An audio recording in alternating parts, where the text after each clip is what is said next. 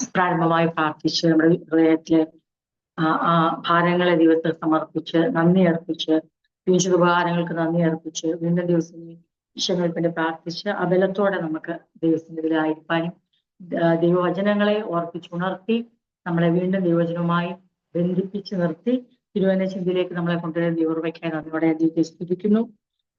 തെസ്സലോനിക്ക ലേഖനം 3-ാം അധ്യായത്തിലേക്ക് നമ്മൾ കിടക്കുകയാണല്ലോ.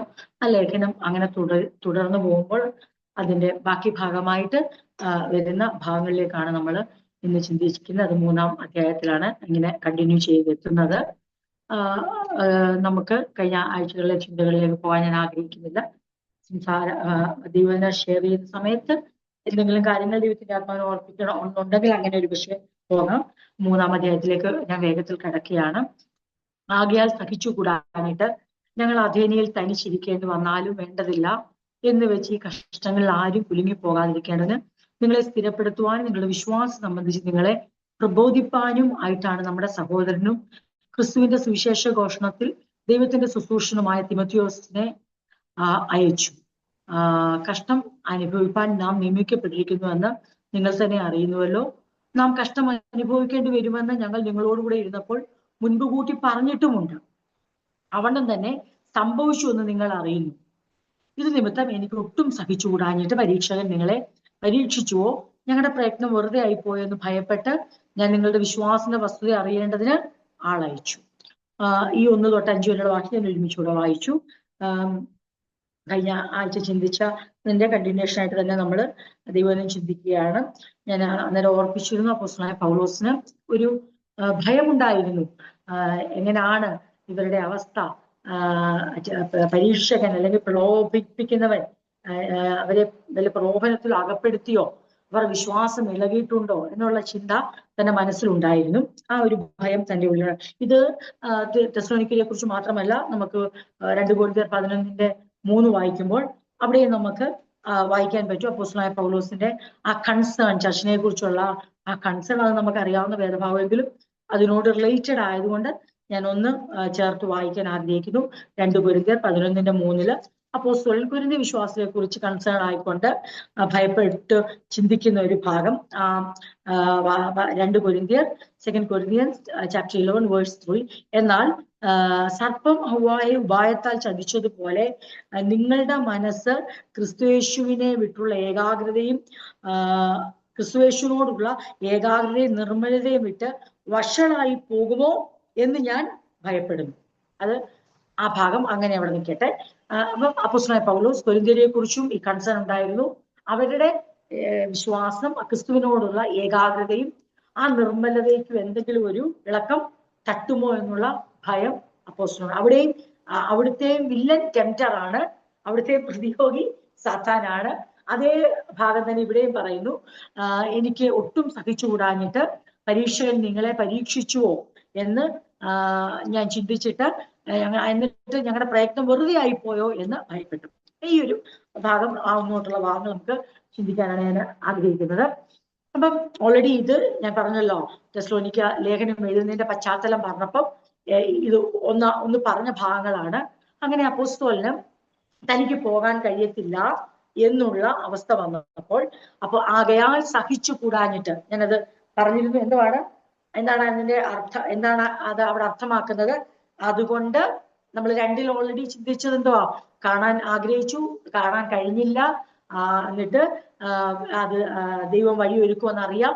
അതിനേക്കാൾ അപ്പുറമാണ് നമ്മുടെ വലിയ കൂടിക്കാഴ്ചയെ കുറിച്ചുള്ള പ്രത്യാശ അവിടെ പറഞ്ഞു. ആർക്കും മുടക്കാൻ കഴിയാത്ത, ആർക്കും എടുത്തു മാറ്റാൻ പറ്റാത്ത, പ്രതിഫലമേറിയ, മാനമേറിയ, തേജസ്സേറിയ, മഹത്വമേറിയ കിരീടധാരികളായ നിങ്ങൾ തന്നെ ഞങ്ങളുടെ അഭിമാനമായി മാറുന്ന ആ മഹാകൂടിക്കാഴ്ചയാണ് നമ്മുടെ ഏറ്റവും വലിയ പ്രത്യാശ എന്ന് പറഞ്ഞാണ് നമ്മൾ കഴിഞ്ഞ ക്ലാസ് നിർത്തിയത്. ആ സന്തോഷം ഓർക്കുമ്പോൾ അങ്ങനെയുള്ള അപ്പോസ്തലൻ പറയുകയാണ്, എന്നാൽ എന്റെ മനസ്സ് എങ്ങനെയാന്ന് ചോദിച്ചാൽ, അതുകൊണ്ട് ഇനിയും നിങ്ങളിൽ നിന്ന് വേർപിരിഞ്ഞിരിക്കുക അസഹീനമെന്ന് വന്നപ്പോൾ, അതാണ് നമ്മളിവിടെ വായിച്ച ആകയാൽ സഹിച്ചുകൂടാഞ്ഞിട്ട് എന്ന് പറഞ്ഞാൽ, ഇപ്പോൾ ഈ പറഞ്ഞ എന്റെ മാനസികാവസ്ഥ നിങ്ങൾക്ക് മനസ്സിലായല്ലോ.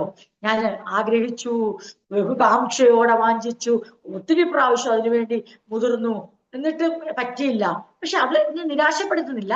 പക്ഷെ എനിക്ക് ഒരു കാര്യം മനസ്സിലായി, ഇനി നിങ്ങളിൽ നിന്ന് വേർപിരിഞ്ഞ് സെപ്പറേറ്റ് ആയിട്ട് ഇരിക്കുക എന്നത് എനിക്ക് താങ്ങാൻ പറ്റുന്നില്ല. അൺബെയറബിൾ ആയി എനിക്ക് തീർന്നപ്പോൾ, അസഹനീയമെന്ന് തോന്നിയപ്പോൾ ഞങ്ങളിൽ ചിലർ അഥേനയിൽ താമസിച്ചിട്ട്, ഏതൻസിൽ ഞങ്ങൾ അവിടെ താമസിച്ചിട്ട്, ഈ പീഡനങ്ങളുടെ മധ്യത്തിൽ നിങ്ങൾ അചഞ്ചലരായിരിക്കേണ്ടതിന് നിങ്ങളെ വിശ്വാസത്തിൽ സ്ഥിരപ്പെടുത്തുന്നതിനും ധൈര്യപ്പെടുത്തുന്നതിനുമായി നമ്മുടെ സഹോദരനും ക്രിസ്തുവിന്റെ സുവിശേഷ ഘോഷണത്തിൽ ദൈവത്തിന്റെ സഹകർമ്മിയുമായ തിമോത്തിയോസിനെ നിങ്ങളുടെ അടുത്തേക്ക്. അപ്പോസ്തലന് ആ ഒരു തീരുമാനം എടുക്കുകയാണ്. അപ്പോസ്തലനെ സംബന്ധിച്ച് പല കാരണങ്ങളാണ് കാരണം അപ്പോസ്തലന് അത്രമാത്രം ആ കാലഘട്ടത്തിൽ പ്രസിദ്ധനായ മനുഷ്യനാണ്. എന്ന് വെച്ചാൽ അദ്ദേഹം എവിടെ ചെന്നാലും പ്രശ്നങ്ങളും ഉണ്ട്, പ്രതിസന്ധികളുണ്ട്. അതായത് യാത്രയല്ല, സുഗമമായ യാത്രയല്ല. അപ്പൊ തിമോത്തിയോസിനെ അയക്കാൻ പറ്റും, തിമോത്തിയോസിനെ തെസ്സലോനിക്കയിലേക്ക് അയക്കാം. അതൊന്നും ഒരു കലാപത്തിന് കാരണം ആകത്തില്ല. തിമോത്തിയോസിനോടെ ചെല്ലാൻ പറ്റും, അയക്കുന്ന ഉദ്ദേശം നിവർത്തിക്കാനും പറ്റും എന്നുള്ള ആഗ്രഹത്തോടു കൂടി അവർ തീരുമാനം എടുക്കുകയാണ്. ഞങ്ങൾ ഇവിടെ അഥേനയിൽ, ബാക്കിയുള്ളവരുടെ അഥേനയിൽ നിൽക്കും, തിമോത്തിയോസിനെ അങ്ങോട്ട് അയക്കുകയാണ്. എന്താണ് ആ അയക്കുന്നതിന്റെ ഉദ്ദേശമെന്നാണ് നമ്മളിവിടെ വായിച്ചത്. ഒന്ന്, തന്റെ ഇമോഷൻസ് അവിടെ പറഞ്ഞു, തന്റെ ഫീലിങ്സ് പറഞ്ഞു, റിലേഷൻഷിപ്പിന്റെ ആ ഡെപ്ത് അവിടെ പറഞ്ഞു. നമ്മൾ കഴിഞ്ഞ ആഴ്ച പറഞ്ഞ പോലെ ആ ഡീപ് സെൻസ് ഓഫ് റെസ്പോൺസിബിലിറ്റി അപ്പോസ്തലന്റെ ഒരു വലിയ ഘടകമായിരുന്നു. അത് നമ്മൾ കഴിഞ്ഞ ആഴ്ച പറഞ്ഞു. അതുപോലെ തന്നെ അവരുടെ ആത്മീക ക്ഷേമം, അവരുടെ സ്പിരിച്വൽ വെൽഫെയറിനെ കുറിച്ച് അദ്ദേഹം വളരെ കൺസേൺ ആയിരുന്നു. അവരെ കാണാനുള്ള യഥാർത്ഥ കാരണം അത് തന്നെയാണ്, അവരുടെ അടുത്ത് ചെല്ലാനുള്ള ഈ വാഞ്ച അത് തന്നെയാണ്. അപ്പൊ അപ്പോസ്തലന് മനസ്സിലായി ഒരാളെ ഇതിനയക്കാൻ, അതിൽ തനിക്ക് ഏറ്റവും ബെസ്റ്റ് പേഴ്സൺ ആയിട്ട് തനിക്ക് അയക്കാൻ തന്റെ ഹൃദയത്തിൽ തോന്നിയത് തിമോത്തിയോസിനെയാണ്. തിമോത്തിയോസ് എന്ത് ചെയ്യണം അവിടെ ചെന്നിട്ട്? തിമോത്തിയോസിനൊരു ടാസ്ക് ഉണ്ട്. അപ്പോസ്തലന്മാർ ഒരാളെ മറ്റൊരു സഭയിലേക്ക് ശുശ്രൂഷകരെ നിയോഗിച്ച് അയക്കുമ്പോൾ എവിടെ അയച്ചാലും അവർക്കൊരു വളരെ എന്താ പറയണ്ടേ, ഒരു ഡിറ്റർമിനേഷനോട് കൂടിയാണ്, വളരെ ദൃഢനിശ്ചയത്തോടു കൂടിയാണ് അവരെ അയക്കുന്നത്. അവർക്കൊരു കൺഫ്യൂഷനും ഇല്ലൊരിടത്ത് പോകുമ്പോൾ. ഇന്നത്തെ കാണുന്ന പോലെ ഓരോ സഭയിലോട്ട് ചെന്നു തോന്നിയത് അങ്ങോട്ട് പറയുക, എന്ത് ചെയ്യുക, പിന്നെ ചെന്ന് കുറച്ചങ്ങോട്ട് കഴിഞ്ഞാൽ പിന്നെ സഭയെ രണ്ടാക്കുക, അല്ലെ? അപ്പോസ്തലന്മാരെങ്ങനെ ശുശ്രൂഷിച്ചേ? രണ്ടാകാൻ ഏകദേശമായിരുന്ന സഭയെ എന്ന് പറഞ്ഞ ഭിന്നതകൾ മാറ്റി ഒന്നിച്ചാക്കുന്ന ശുശ്രൂഷയാണ് പൗലോസും ശീലാസും തിമോത്തിയോസും ലൂക്കോസും ഇവരൊക്കെ ചെയ്തുകൊണ്ടിരുന്നത്. ആ ശുശ്രൂഷയാണ്. കാരണം അവരെ നിയോഗിച്ചയക്കുമ്പോൾ അവർ കൃത്യമായിട്ട് അറിയാം അവരുടെ ടാസ്ക് എന്താണ്, അവിടെ ചെന്ന് എന്ത് പറയണം, എന്ത് ചെയ്യണം എന്നുള്ള വ്യക്തത അവർക്കുണ്ട്. കാരണം അവരെ അയക്കുന്നവർ അതിനായി അവരെ ട്രെയിൻ ചെയ്തിട്ടാണ് അവരെ അയക്കുന്നതിനുള്ള അവരുടെ മേലുള്ള നിയോഗം അവർക്കറിയാം. അതുകൊണ്ടാണ് അപ്പോസ്തലൻ തിമോത്തിയോസിനെ വളരെ ഡെഫിനിറ്റ് പർപ്പസോടുകൂടെ തിമോത്തിയെ അത് അസൈൻ ചെയ്യുകയാണ്. നീ പോണം, നീ പോയിട്ട് അവിടെ ചെന്നിട്ട് നിനക്കിഷ്ടമുള്ളത് പറയാനല്ല നിന്നെ അയക്കുന്നത്. അവിടെ ചെന്നിട്ട് കേവലം ഒരു ഫ്രണ്ട്ഷിപ്പിനും ഫെലോഷിപ്പിനുമായിട്ടുമല്ല നിന്നെ അയക്കുന്നത്. നമ്മൾ തൊഴിൽ വഹിക്കുന്ന ഒരു ഉത്തരവാദിത്തമുണ്ട്. നമ്മൾ പ്രസംഗിച്ച വചനത്താൽ രക്ഷിക്കപ്പെട്ടവരാണവർ. ആ വചനത്തെ പലരും മാനുഷിക വാക്കായി തള്ളിക്കളഞ്ഞ് ഭൂലോകത്തെ കലഹിപ്പിക്കുന്നവർ ഇവിടെ എത്തിയെന്ന് പറയുന്ന ആ രീതിയിൽ നമ്മളെ പലയിടത്തും കാണുമ്പോൾ വാസ്തവമായി ഞങ്ങളെ രക്ഷിപ്പാൻ പര്യാപ്തമായ ദൈവത്തിന്റെ വചനം ഈ ദൈവദാസന്മാരിലൂടെ ഞങ്ങളുടെ അടുത്ത് എത്തി എന്ന് പറഞ്ഞ് നമ്മളിൽ നിന്ന് പുറപ്പെട്ട ദൈവവചനത്തെ വചനമായി കൈക്കൊണ്ട ഈ സഭയെ നിലനിർത്തേണ്ട ഉത്തരവാദിത്വം നമ്മുടെ ഈ ശുശ്രൂഷയിൽ ഉള്ളതാണ്. ദൈവമാണ് അത് ചെയ്യുന്നത്. പക്ഷെ നമ്മളിലൂടെ ചെയ്തെടുക്കാനുള്ളതെല്ലാം ദൈവം ചെയ്തെടുപ്പിക്കട്ടെ. അതിന് ക്ലേശകരമായ യാത്ര വന്നാലും യാത്രകൾ തടസ്സപ്പെട്ടാലും മറ്റൊരാൾക്ക് ആ യാത്രയ്ക്ക് വഴി തുറക്കാൻ ദൈവം ശക്തനാണ്. ആ ശുശ്രൂഷ ചെയ്യിപ്പിക്കാൻ ദൈവം ശക്തനാണെന്നുള്ള നിശ്ചയദാർഢ്യത്തോടെ അപ്പോസ്തലൻ തിമോത്തിയോസിനെ ആ ടാസ്ക് ഏൽപ്പിച്ച് അങ്ങോട്ട് അയക്കുകയാണ്. എന്താ അവിടെ ചെന്ന് ചെയ്യണം, എന്ത് പറയണം? അവിടെ ചെന്നിട്ട് അവിടെയുള്ളവരുടെ എല്ലാം ഇമോഷണൽ ഫീലിങ്സിനെ തൊട്ട് സംസാരിക്കണോ? അവിടെയുള്ളവരുടെ എല്ലാം ഇല്ലായ്മയെ തൊട്ട് സംസാരിക്കണോ? അവിടെ ചെന്ന് കഴിഞ്ഞിട്ട് അവിടെയുള്ള എല്ലാവരുടെയും അഭിപ്രായം അനുസരിച്ച് സംസാരിക്കണോ? അതോ തിമോത്തിയോസിന് മനസ്സിൽ തോന്നുന്ന ചില കാര്യങ്ങൾ പറയണോ? അല്ല, തിമോത്തിയോസിനോട് വ്യക്തമായി പറഞ്ഞിട്ടുണ്ട് എന്ത് ചെയ്യണമെന്നറിയാമോ? ഈ പീഡനങ്ങളുടെ മധ്യത്തിൽ തെസ്സലോനിക്ക വിശ്വാസികൾ കുലുങ്ങിപ്പോകാതിരിക്കേണ്ടതിന് നീ അവരെ എന്ത് ചെയ്യണം? വിശ്വാസത്തിൽ സ്ഥിരപ്പെടുത്തണം, ധൈര്യപ്പെടുത്തണം. ഇതായിരുന്നു തിമോത്തിയുടെ ടാസ്ക്. പ്രിയരെ, ഈ ഉത്തരവാദിത്വ ബോധം നമ്മുടെ ഉള്ളിൽ വരുമ്പോഴാണ് ദൈവം അതിനായി നമ്മളെ ശക്തീകരിക്കുകയും ഉപയോഗിക്കുകയും ചെയ്യുന്നത്. ഒരുപക്ഷെ തിമോത്തിയോസ് പൗലോസ് ഇല്ലാതെ പോകാൻ ആഗ്രഹിച്ച് കാണത്തില്ല. പൗലോസ് തന്നെ പോണമെന്നായിരിക്കും തിമോത്തിയുടെ ആഗ്രഹം.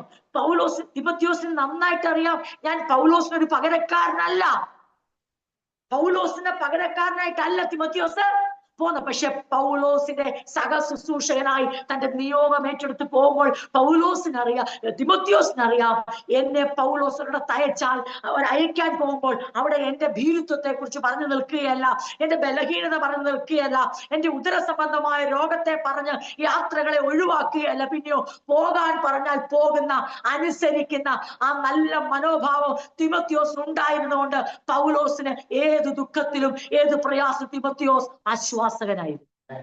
തന്റെ ആരോഗ്യമല്ല തന്നെ തെസ്സലോനിക്കയിലേക്ക് അയച്ചത്. പൗലോസിന് പകരക്കാരനാകുമെന്നുള്ള തന്റെ വലിയ വാഞ്ചയോ ആ ഒരു ഭാവവും അല്ല തന്നെ അവിടേക്ക് അയച്ചത്.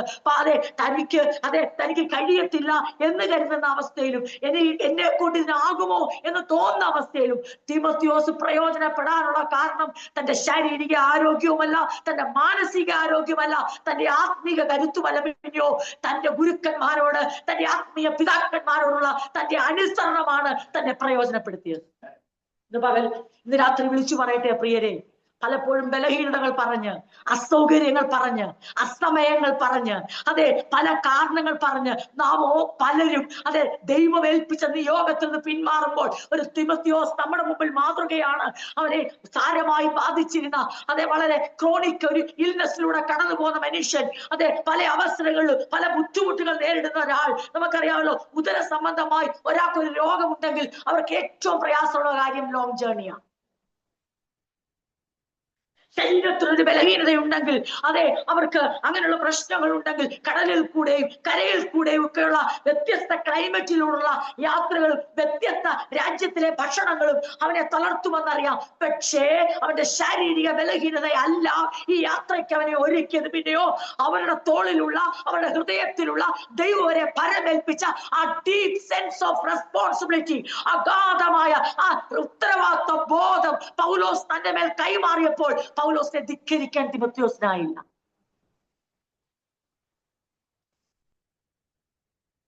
വായിക്കുമ്പോൾ നമുക്ക് നല്ല എളുപ്പമായി തോന്നും. ഒരറ്റത്തുനിന്ന് വീണ്ടും മറ്റേ അറ്റത്തേക്ക് യാത്ര ചെയ്യണം.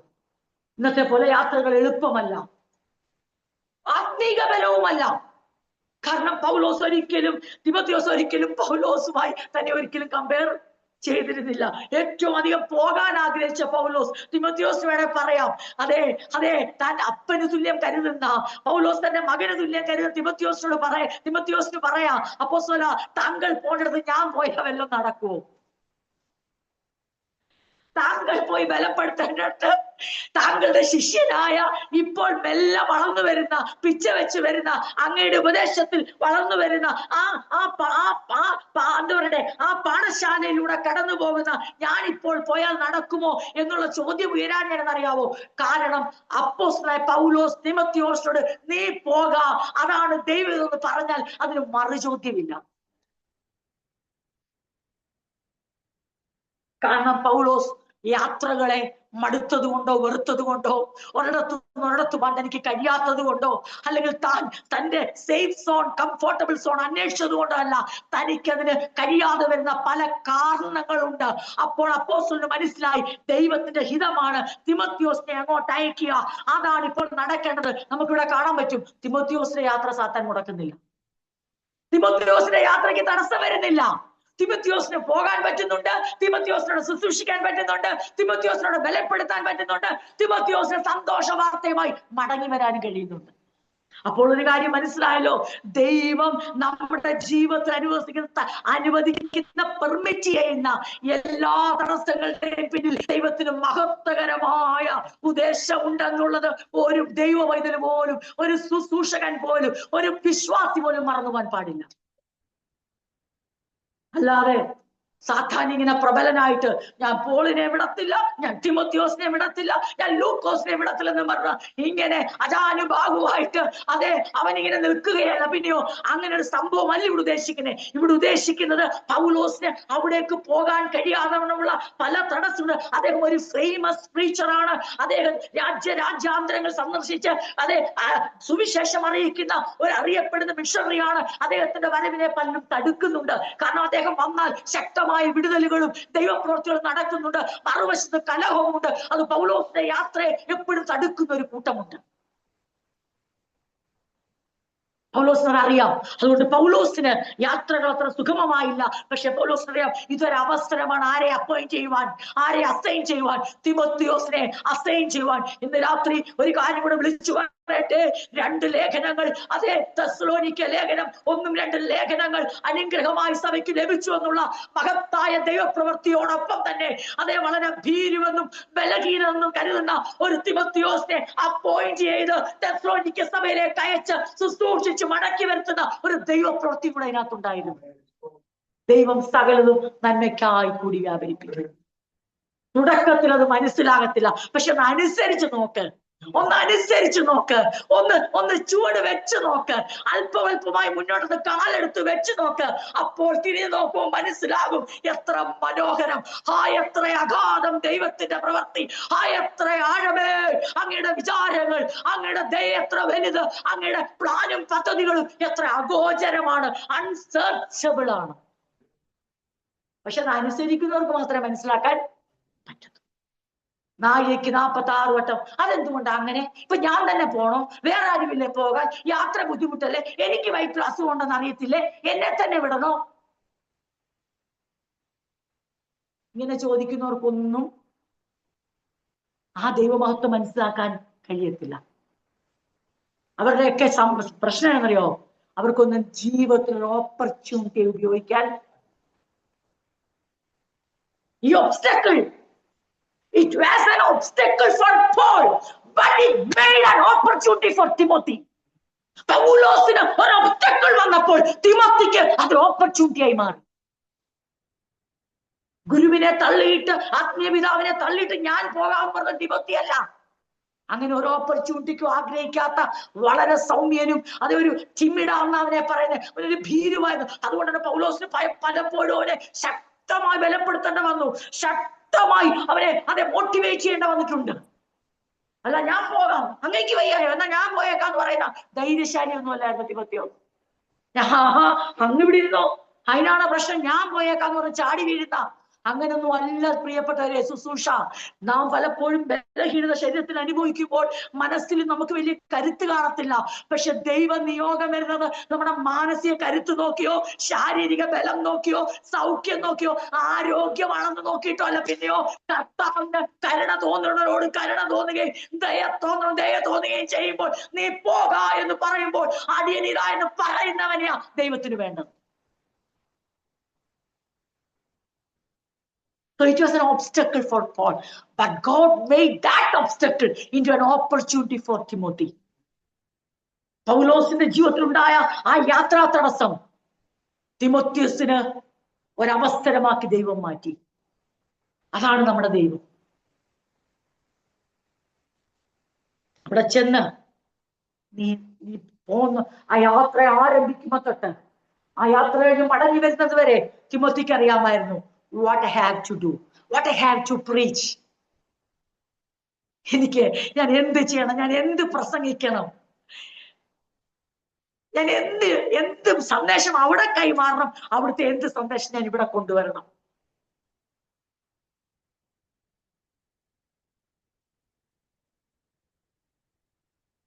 അതേനയിൽ തനിച്ചിരിക്കേണ്ടി വന്നാലും വേണ്ടതില്ല. വലിയൊരു സിറ്റി, അവിടെ ഇവർക്ക് ഇവരുടെ സകല ശുശ്രൂഷ ഒരുമിച്ചൊരു പ്രവർത്തനം അവിടെ അത്യാവശ്യമാണ്. തിമോത്തിയോസിന്റെ ആബ്സെൻസ് പൗലോസിന് ഒരു വലിയ ആബ്സെൻസാ. അതുകൊണ്ട് അവിടെ അങ്ങനെ പറഞ്ഞ ഇരിക്കേണ്ടി വന്നാലും.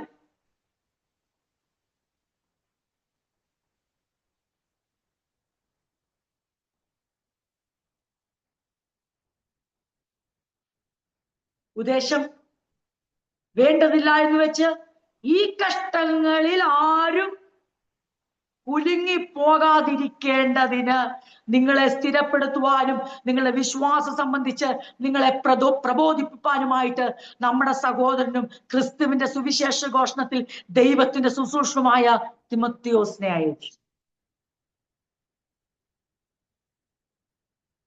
എന്നിട്ട് ഈ കഷ്ടതകൾ നമ്മുടെ നിയോഗമാണെന്ന് നിങ്ങൾ അറിയുന്നുവല്ലോ. കഷ്ടം അനുഭവിപ്പാൻ നാം നിയമിക്കപ്പെട്ടിരിക്കുന്നു എന്ന് നിങ്ങൾ തന്നെ അറിയുന്നുവല്ലോ. നാം കഷ്ടം അനുഭവിക്കേണ്ടി വരുമെന്ന് ഞങ്ങൾ നിങ്ങളോടുകൂടെ ഇരുന്നപ്പോൾ മുമ്പ് കൂട്ടി പറഞ്ഞിട്ടുമുണ്ട്. ഇന്ന് പലപ്പോഴും ഇത് പറയാത്തതാണ് പ്രശ്നം. ആ പറയാത്തോണ്ട് ഇത് വരുമ്പോഴുള്ള തെറ്റിദ്ധാരണ ഭയങ്കരമാണ്. മുമ്പ് കൂട്ടി പറഞ്ഞിട്ടുമുണ്ട്. ഈ കഷ്ടതകൾ നമ്മുടെ നിയോഗമാണെന്ന് നിങ്ങൾ അറിയുന്നുവല്ലോ. നമുക്ക് പീഡനം ഉണ്ടാകുമെന്ന് ഞങ്ങൾ നിങ്ങളോടുകൂടെ ആയിരുന്നപ്പോൾ മുൻകൂട്ടി പറഞ്ഞുകൊണ്ടിരുന്നു. അത് തന്നെയാണ് ഇപ്പോൾ സംഭവിച്ചിരിക്കുന്നതെന്ന് നിങ്ങൾ നന്നായി അറിയുന്നുവല്ലോ.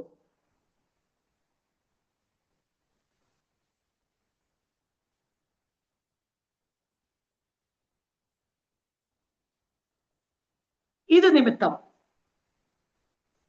എനിക്ക് ഒട്ടും സഹിച്ചുകൂടാഞ്ഞിട്ട് പരീക്ഷകൻ നിങ്ങളെ പരീക്ഷിച്ചുവോ, ഞങ്ങളുടെ പ്രയത്നം വെറുതെ ആയിപ്പോയോ എന്ന് ഭയപ്പെട്ട് ഞാൻ നിങ്ങളുടെ വിശ്വാസത്തിന്റെ വസ്തുത അറിയേണ്ടതിന് ആളയച്ചു.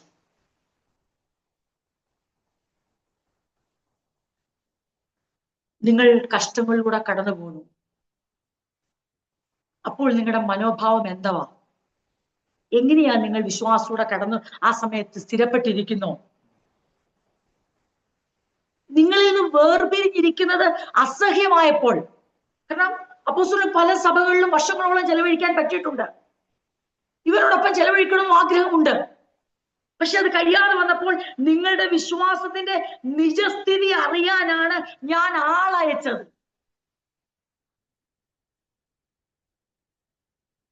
എനിക്ക് കൺസേണേ ഉള്ളൂ, സ്നേഹമേ ഉള്ളൂ, കരുതലേ ഉള്ളൂ, ആനന്ദം. പക്ഷെ എനിക്കൊരു ഭയമുണ്ട്. പരീക്ഷകൻ നിങ്ങളെ വല്ല പ്രലോഭനത്തിലും അകപ്പെടുത്തിയോ എന്നും ഞങ്ങളുടെ പ്രയത്നങ്ങൾ വ്യർത്ഥമായോ എന്നും എനിക്ക് ഭയമായി.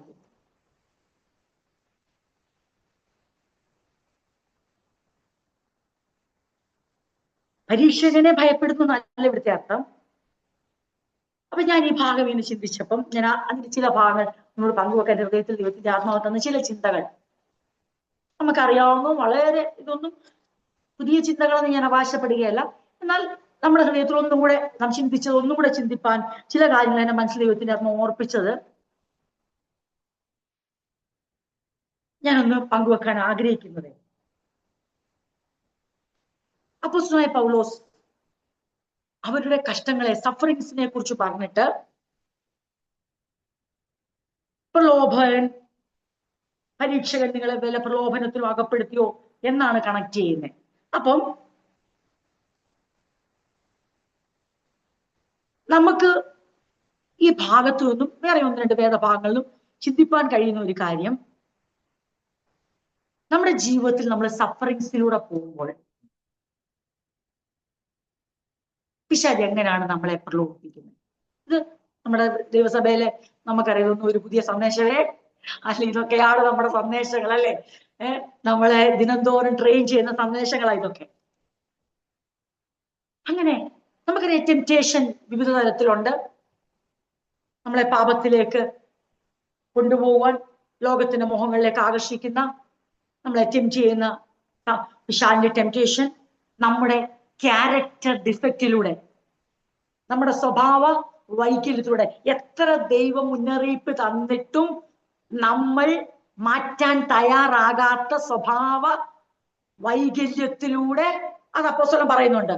കോപിച്ചാൽ നിങ്ങൾ പാപം ചെയ്യുന്നുള്ള ആ സങ്കീർത്തനവാക്കി എടുത്തിട്ട് പിന്നെ പറയുന്നു, കോപം വെച്ചുകൊണ്ടിരിക്കരുത്, സൂര്യൻ അസ്തമിക്കുന്നതിന് മുമ്പേ നിരപ്പാകണം. എന്താ എന്നിട്ട് തൊട്ടടുത്ത് വാക്ക് പറഞ്ഞു, സാത്താന്റെ തന്ത്രങ്ങളെ നിങ്ങൾ അറിയാത്തത്. പിന്നെ ഭോഷ്കു പറയരുത്. എന്ന് പറഞ്ഞ് തൊട്ടടുത്ത് പറയുന്നു സാത്താൻ നിങ്ങൾ ഇടം കൊടുക്കരുത്.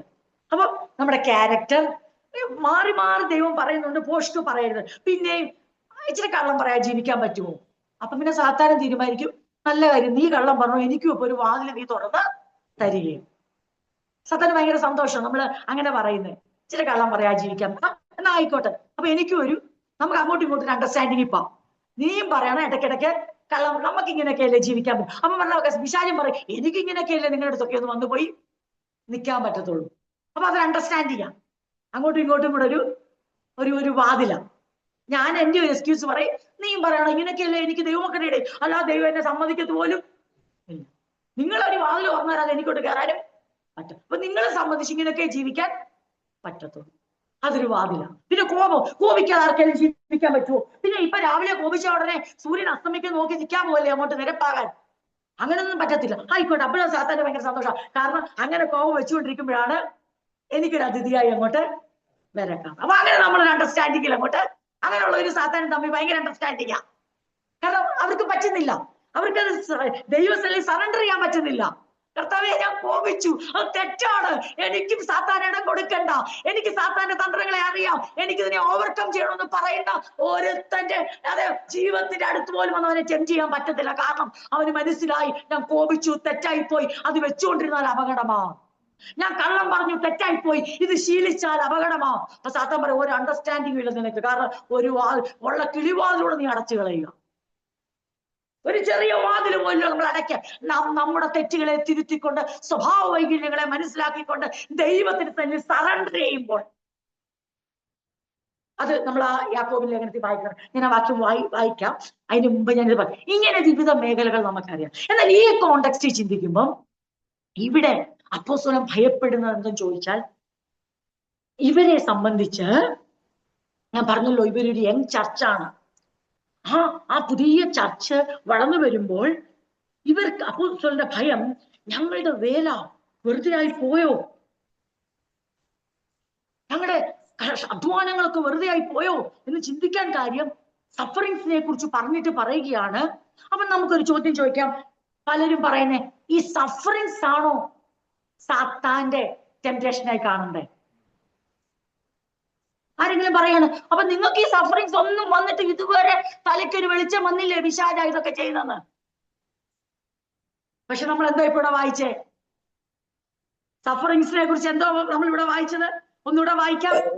എന്താണ് വായിച്ച? അപ്പോസ്തലൻ എന്താ സഫറിങ്സിനെ കുറിച്ച് പറഞ്ഞേ?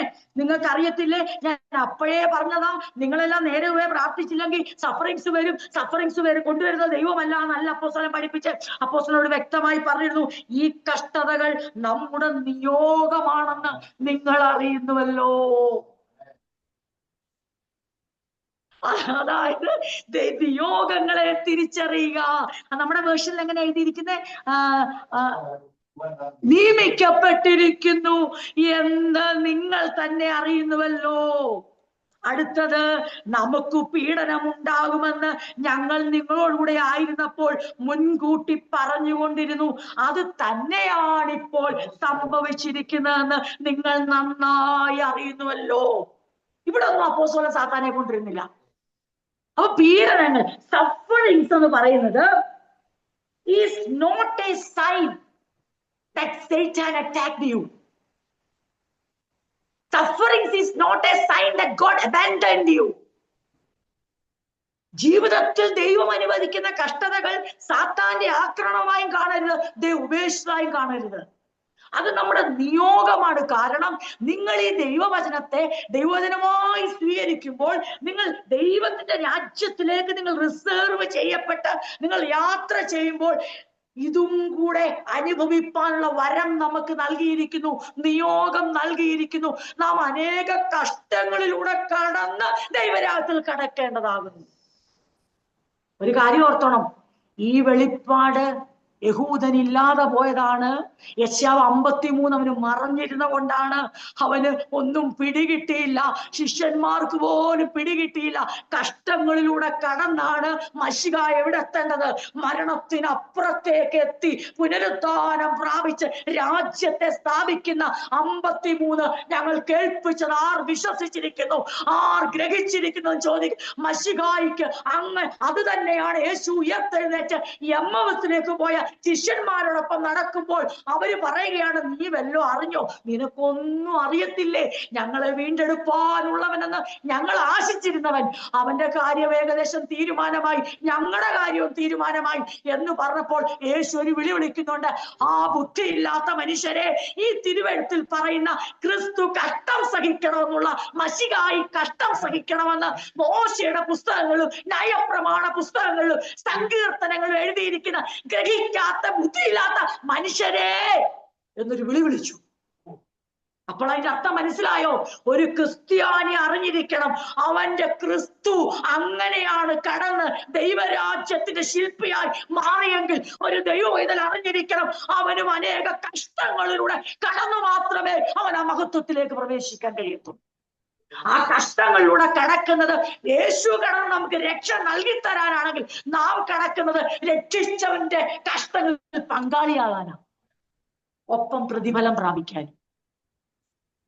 നാം രക്ഷയ്ക്ക് വേണ്ടിയല്ല കഷ്ടം സഹിക്കുന്നത്, വിജയോ രക്ഷിക്കപ്പെട്ടവന്റെ കഷ്ടങ്ങൾക്ക് പങ്കാളിയായി തീർന്നിട്ട് അവനിൽ നിന്ന് കണക്കില്ലാത്ത അളവില്ലാത്ത ധാരാളമായ പ്രതിഫലം പ്രാപിപ്പാനാണ് ഒരു ക്രിസ്ത്യാനി കഷ്ടത്തിലൂടെ കടന്നു പോകുന്നത്. മാത്രമല്ല, കഷ്ടങ്ങൾ അവനെ ജയാളിയാക്കും, അവനെ ലോകത്തിന്റെ മുമ്പിൽ സാക്ഷിയാക്കും, ദൈവത്തിന്റെ മഹത്വം എടുക്കുവാൻ കാരണമാകും. അനേക ദൈവ പദ്ധതികൾ അതിലൂടെ നടക്കും. അപ്പോൾ ഇവിടത്തെ കോണ്ടെക്സ്റ്റിൽ ചിന്തിക്കുമ്പോൾ സഫറിങ്സ് കൃത്യമായ അപ്പോസ്തലൻ എങ്ങനെയാന്ന് പറഞ്ഞു. എന്നിട്ട് പിന്നെ എന്താ അപ്പോസ്തലൻ അങ്ങനെ പറയാൻ കാര്യം? ഇത്ര കൃത്യമായി സഫറിങ്ങിനെ കുറിച്ച്, ട്രിബുലേഷനെ കുറിച്ച്, പീഡനങ്ങളെ കുറിച്ച്, കഷ്ടങ്ങളെ കുറിച്ച് പറഞ്ഞിട്ട് എന്തിന് അപ്പോസ്തലൻ ഇവിടെ കണക്ട് ചെയ്യുന്നു? നിങ്ങളെ പരീക്ഷകൻ വല്ല പ്രലോഭനത്തിലും അകപ്പെടുത്തിയോ എന്നും, ഞങ്ങളുടെ പ്രയത്നങ്ങൾ വ്യർത്ഥമായി പോയോ എന്നും എനിക്ക് ഭയമായി. അതായത് കൊരിന്ത്യ ലേഖനത്തിൽ അത് എടുക്കുന്നില്ല, ഞാൻ നിങ്ങളോട് പറയുകയാണ്, ഈ കോണ്ടെക്സ്റ്റ് അല്ല. കൊരിന്ത്യ ലേഖനത്തിൽ ഭയപ്പെടുന്നതിന് തൊട്ട് താരെ നമ്മൾ 11:3 വായിച്ചല്ലോ. ഇനി നിങ്ങൾ ഇവിടെ പിന്നെ വായിച്ചാൽ മതി. അവിടുത്തെ കോണ്ടെക്സ്റ്റ് എന്താണെന്നറിയാവോ? ഞാൻ എന്താ ഭയപ്പെടുന്നറിയാമോ? ക്രിസ്തുവിനോടുള്ള ഏകാഗ്രതയിൽ നിന്ന് നിങ്ങൾ അന്യപ്പെട്ടു പോകുമോ, നിർമ്മലത വിട്ടുപോകുന്ന ഭയപ്പെടാൻ കാര്യം, A different Jesus, A different kind of gospel, A different kind of spirit. നിങ്ങളുടെ അടുത്തേക്ക് മറ്റൊരു സുവിശേഷം, മറ്റൊരു യേശു, മറ്റൊരാത്മാവുമായി നിങ്ങൾ വിശ്വസിച്ചതിന് വിപരീതമായി പ്രസ്താവിക്കുന്നവർ കടന്നു വന്ന് ക്രിസ്തുവിന്റെ ഏകാഗ്രതയ്ക്ക് കൈകടത്തി വഷളാക്കി കളയുമോ എന്ന് ഭയപ്പെടുന്നു. അതായത് സർപ്പം ഹൗവായെ ഉപായത്താൽ ചതിച്ച് ദൈവത്തിന്റെ പദ്ധതിയിൽ നിന്ന് പുറത്താക്കിയ പോലെ നിങ്ങൾ വിശ്വസിക്കുകയും നിങ്ങൾ ആശ്രയിക്കുകയും നിങ്ങളെ മെനയുകയും നിങ്ങളുമായി കൂടിക്കാഴ്ചയും കൂട്ടായ്മ നടത്തുന്ന, നിങ്ങൾക്ക് വേണ്ടി നന്മ മാത്രം ചിന്തിക്കുന്ന, നിങ്ങൾക്ക് വേണ്ടി സകലവും നന്നായി ചെയ്യുന്ന ആ സർവശക്തനായ ദൈവത്തിൽ നിന്ന് നിങ്ങൾ, അതെ, ഹൗവ എങ്ങനെ ആദം വന്യപ്പെട്ടു പോയോ അതുപോലെ ദൈവം നിങ്ങൾക്ക് ഒരുക്കിയ മഹത്തായ പദ്ധതിയും മർമ്മവുമായ ക്രിസ്തുവിൽ നിന്ന് ഈ മറ്റൊരു സുവിശേഷം നിമിത്തം, മറ്റൊരു യേശുവിനെ പ്രസംഗിക്കുന്ന നിമിത്തം, മറ്റൊരാത്മാവിനെ പ്രസംഗിക്കുന്ന നിമിത്തം നിങ്ങളുടെ ഹൃദയം വഷളായി പോകുമെന്ന് ഞാൻ ഭയപ്പെടും. അപ്പം ഒന്ന് നമ്മുടെ ക്യാരക്ടർ ഡിഫക്റ്റിലൂടെ, രണ്ട് ദുരുപദേശത്തിലൂടെ.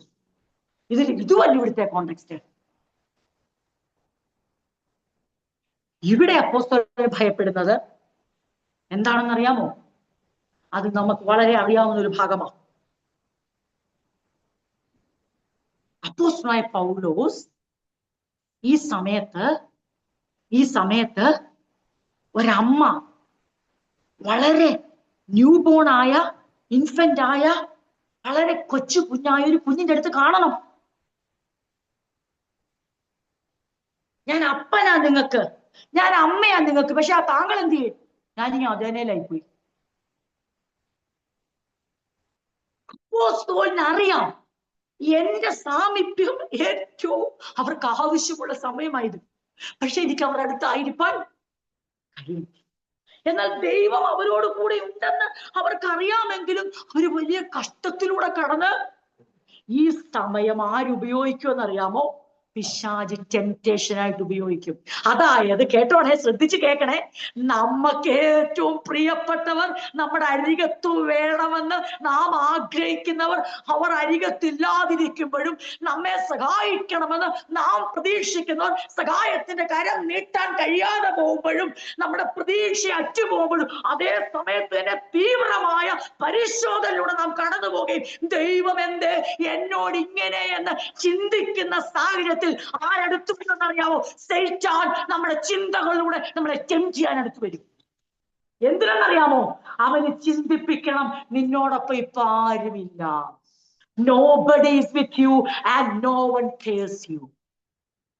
നീ ഒറ്റയ്ക്കാ. തെസ്സലോനിക്കരെ, നിങ്ങൾ ഒറ്റയ്ക്കാ.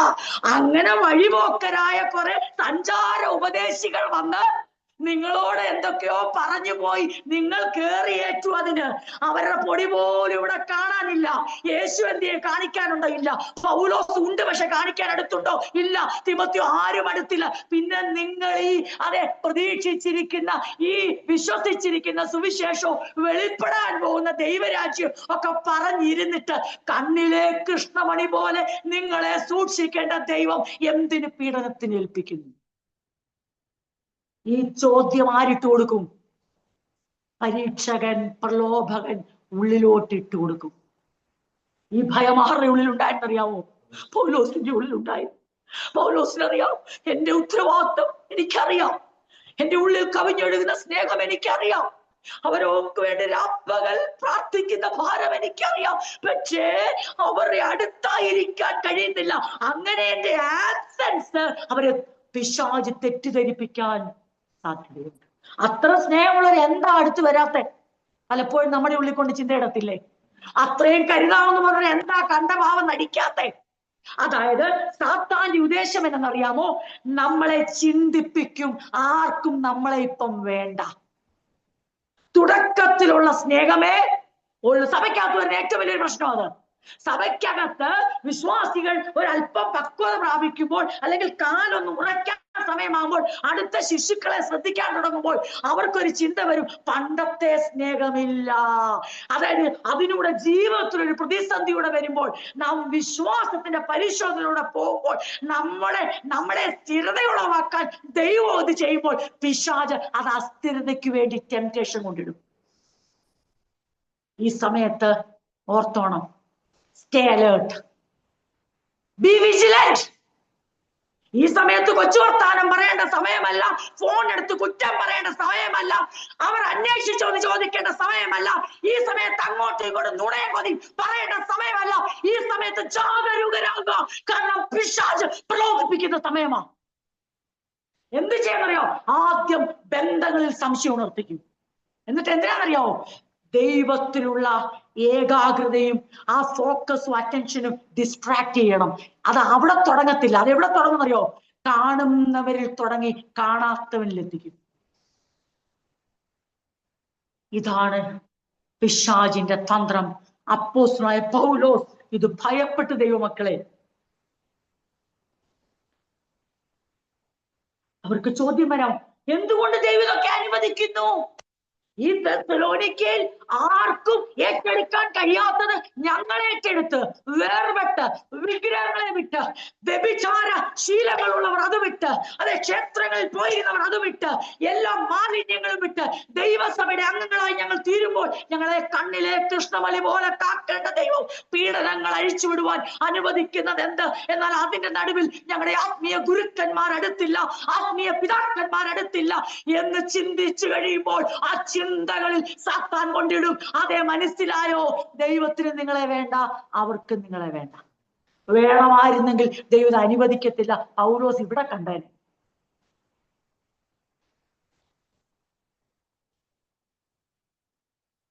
ചുരുക്കി പറഞ്ഞാൽ,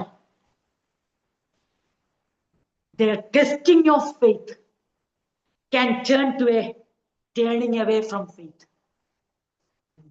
അവരുടെ വിശ്വാസത്തിന്റെ പരിശോധന അവരെ വിശ്വാസത്തെ പിന്തിരിപ്പിക്കുന്ന ഒരവസരമാക്കി ചിന്തിപ്പിച്ച് അവരെ കവർച്ച ചെയ്യുവാൻ സാത്താന് കഴിയുമെന്നല്ല, അവൻ അതിന് മുതലെടുക്കും.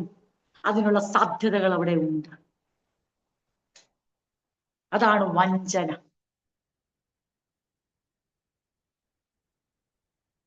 It will provoke our thoughts. നമ്മൾ ബലഹീന മനസ്സാക്ഷിയോടെ ഇരിക്കുമ്പോണ്ടല്ലോ, നമ്മുടെ ചിന്തകളെ പ്രകോപിക്കും, ഉള്ളിനകത്ത് പ്രകോപിപ്പിക്കും. എന്താണെന്നറിയോ? നമ്മുടെ പ്രിയപ്പെട്ടവരോടും നമ്മൾ വേദനയിലൂടെ കടന്നു പോകുമ്പോൾ, ആവശ്യങ്ങളിലൂടെ കടന്നു പോകുമ്പോൾ, ജീവിതത്തിന്റെ ഉപജീവന ചിന്തകളിലൂടെ കടന്നു പോകുമ്പോൾ, ക്രിസ്തീയ ജീവിതത്തിൽ നിന്നായി പരിഹാസവും ഏൽക്കുമ്പോൾ, ആ സമയത്ത് നമ്മുടെ പ്രിയപ്പെട്ടവർ, അതായത് അപ്പോസ്തലൻ പറയുന്നുണ്ട്, ഞാൻ ആ ഭാഗം രാപ്പകൽ അവർക്ക് വേണ്ടി പ്രാർത്ഥിക്കുന്ന ഭാഗം നമുക്കറിയാം. അതെ, അവർക്ക് വേണ്ടി വളരെ വളരെ അതേണ്ട 3:10 പറയുന്നുണ്ട്, ഇനി നിങ്ങളുടെ മുഖം കാണുവാനും നിങ്ങളുടെ വിശ്വാസത്തിന്റെ കുറവ് തീർപ്പാനുമായി ഞങ്ങൾ രാവും പകലും വളരെ താല്പര്യത്തോടെ പ്രാർത്ഥിച്ചു പോരുന്നു. ഇതാണ് റിയൽ റിലേഷൻഷിപ്പ്. പ്രിയരെ, നമ്മൾ ഈ പല കാര്യങ്ങളും സംശയിക്കുന്നുണ്ടല്ലോ, ഇതിന്റെ റിയാലിറ്റി മനസ്സിലാക്കണം. രാപ്പകൽ നമുക്ക് വേണ്ടി പ്രാർത്ഥിച്ചു പോരുന്നവർക്കെതിരെ തന്നെ നമ്മുടെ മനസ്സിനെ തിരിച്ചുവിടും. എന്തിനാണെന്നറിയോ? സർവശക്തനായ ദൈവത്തിനുള്ള ആശ്രയം തെറ്റിക്കുവാൻ, ഫോക്കസ് തെറ്റിക്കുവാൻ, ക്രിസ്തുവിനോടുള്ള ഏകാഗ്രത ദുരുപദേശത്താൽ തെറ്റിക്കുന്ന പോലെ ദൈവത്തിനോടുള്ള സമർപ്പണവും ദൈവം എന്ത് ചെയ്താലും നന്മയ്ക്കാന്ന് വിശ്വസിച്ച് മുന്നേറുന്നവരുടെ ജീവിതത്തിൽ ഈ പ്രൊവോക്കിംഗ് തോട്ട്സ് കൊണ്ടിടും. അപ്പോസ്തലൻ ചിന്തിച്ചു, പ്രലോഭകൻ ഇവരെ പ്രലോഭിച്ച് എങ്ങനെ കഷ്ടപ്പാടെല്ലാം വെറുതെ ആക്കുമോ എന്ന് ഭയപ്പെട്ടു. ഈ ഭാഗമാണ് ഇന്ന് രാത്രി ചിന്തിപ്പാൻ എൻ്റെ ഉള്ളിൽ ദൈവത്തിന്റെ ആത്മാവ് ശക്തമായ പ്രേരണ തന്നത്. ഞാൻ ഇങ്ങനെ കൂടെ പറയാൻ ആഗ്രഹിക്കുന്നു.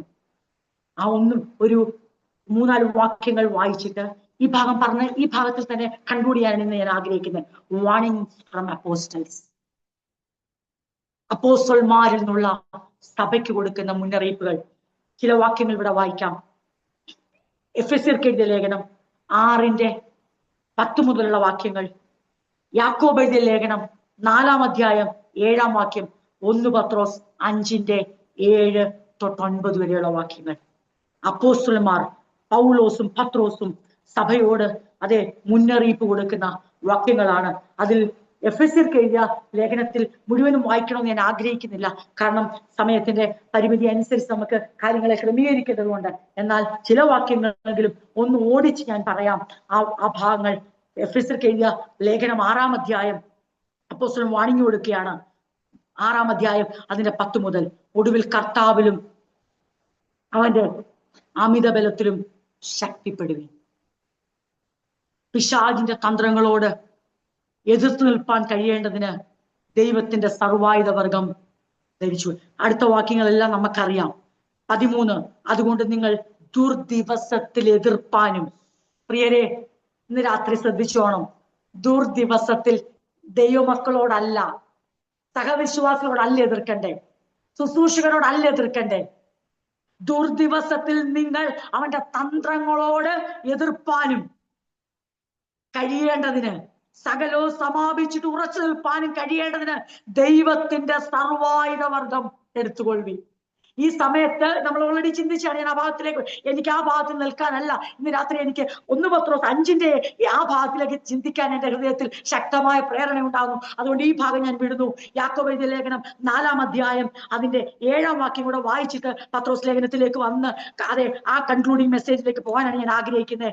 യാക്കോബ് എഴുതിയ ലേഖനം 4-ാം അധ്യായം അതിന്റെ 7-ാം വാക്യത്തിൽ ഇങ്ങനെയാണ് പറയുന്നത്. അതും നമുക്കറിയാം, അനവധി പ്രാവശ്യം നമ്മുടെ ദൈവസഭയിൽ പ്രസംഗിക്കപ്പെട്ട വേദഭാഗമാണ്. ഒന്നുകൂടെ അത് വായിക്കുന്നു. 4:7, ആകയാൽ നിങ്ങൾ ദൈവത്തിന് കീഴടങ്ങുവിൻ, പിശാചിനോട് എതിർത്ത് നിൽപ്പീൻ, എന്നാൽ അവൻ നിങ്ങളെ വിട്ട് ഓടിപ്പോകും. വീണ്ടും അടുത്ത വാണിംഗിലേക്ക് വരുന്നു. 1 പത്രോസ് 5:7-9 വരെയുള്ള വാക്യങ്ങൾ വായിക്കാൻ ആഗ്രഹിക്കുന്നു. 1 പത്രോസ് 5:7-9 വരെയുള്ള വാക്യങ്ങൾ ഇവിടെ ശ്രദ്ധിച്ചോണം. അവൻ നിങ്ങൾക്കായി ഇതാണ് ഞാനിത് പറയാൻ കാര്യം. നമ്മുടെ ഈ കോണ്ടെക്സ്റ്റുമായി ഇത് വളരെ ചേർന്ന് വരുന്നതുകൊണ്ട് ഞാൻ എന്റെ ഹൃദയത്തിൽ ആഴമായി പരിശുദ്ധാത്മാവ് എന്നെ ഒന്ന് തട്ടി ഉണർത്തി, എന്നെ ഒന്ന് ബലപ്പെടുത്തി നിർത്തിയതോർത്ത് നന്ദിയോട് ദൈവത്തെ സ്തുതിക്കുന്നു. ഈ കെയേഴ്സ് ആൻഡ് വറീസ് നമ്മുടെ ഹൃദയങ്ങളെ മൂടുമ്പോൾ നമ്മൾ ഓർത്തിരിക്കേണ്ട വചനങ്ങളും വാണിങ്ങായി ഏറ്റെടുക്കേണ്ട വചനങ്ങൾ ഇവിടെയുണ്ട്. അത് അപ്പോസ്തലൻ പറയുകയാണ്, അവൻ നിങ്ങൾക്കായി കരുന്നതാകിയാൽ നിങ്ങളുടെ സകല ചിന്താകുലവും അവന്റെ മേൽ ഇട്ടുകൊള്ളുവീൻ. നിർമ്മതരായിരിപ്പീൻ, ഉണർന്നിരിപ്പീൻ. നിങ്ങളുടെ പ്രതിയോഗിയായ പിശാച് അലർന്ന സിംഹം പോലെ സിംഹമല്ല അലർന്ന സിംഹം എന്ന പോലെ ആക്ട് ചെയ്ത് ആരെ വിഴുങ്ങേണ്ടു എന്ന് തിരഞ്ഞു ചുറ്റി നടക്കുന്നു. ആ ഭാഗം നിങ്ങൾ മറിക്കേണ്ട, ആ ഭാഗം നിങ്ങൾ വെച്ചോ. ഞാൻ ആ ന്യൂ വേർഷനോട് ഒന്നെടുത്തോട്ടെ, എന്നിട്ട് ഞാൻ അതിൽ നിന്ന് എക്സ്പ്ലെയിൻ ചെയ്യാനായിട്ട് താല്പര്യപ്പെടുന്നു. ഇങ്ങനെ ഞാനൊന്ന് വായിക്കട്ടെ. പ്രിയരെ ശ്രദ്ധിച്ചാട്ടെ. ജാഗ്രതയുള്ളവരായിരിക്കുക.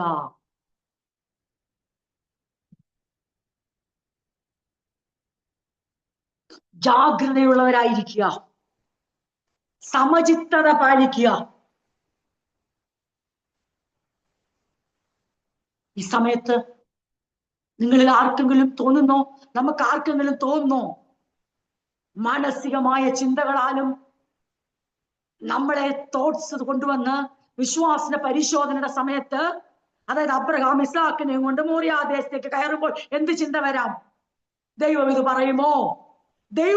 ഓരോ പരിശോധനയും ദൈവമായുള്ള ബന്ധത്തെ ഊട്ടിയുറപ്പിക്കാൻ ചെയ്യുമ്പോൾ മറുവശത്ത് തകർക്കാനുള്ള ഒരു സാധ്യതയും കൂടെ അവിടെ ഉണ്ട്. അതിന്റെ തെളിവ് എന്തുവാ? ജോബിനെ കുറിച്ച് നമുക്കറിയാം. അതെ, യോബ് സാത്താൻ ടെംപ്റ്റ് ചെയ്തിട്ട് വെല്ലുവിളിച്ച് പറഞ്ഞു, നീ ഇന്നതൊക്കെ ചെയ്യും. പുഷ്പം പോലെ അവൻ പറയും, നീ ഞാനായിട്ട് ഒരു ബന്ധമില്ല, എല്ലാം തീർന്നു എന്ന് പറയും. അപ്പൊ മനസ്സിലായല്ലോ, Satan tempted Job എന്തിനു വേണ്ടിയാ? To deny his relationship with God Almighty. എന്തിനാ ചെയ്തത്? സർവശക്തനുമായുള്ള ആ മഹനീയമായ, പരിപാവനമായ, നിസ്വാർത്ഥമായ, സുശക്തമായ ബന്ധം ഏതുമില്ലെന്ന് യോബ് പറയണം. എപ്പം പറയണം? യോബ് എപ്പം പറയണം? ഏത് സമയത്താ അത് പറയണ്ടേ? While he was going through the sufferings. മനസ്സിലായല്ലോ? യോബിന്റെ സ്വഭാവ വൈകല്യത്തിൽ നടന്ന ടെംപ്റ്റേഷൻ അല്ലത്. യോബ് സ്വാർത്ഥനായപ്പോൾ നടന്ന ടെംപ്റ്റേഷൻ അല്ല.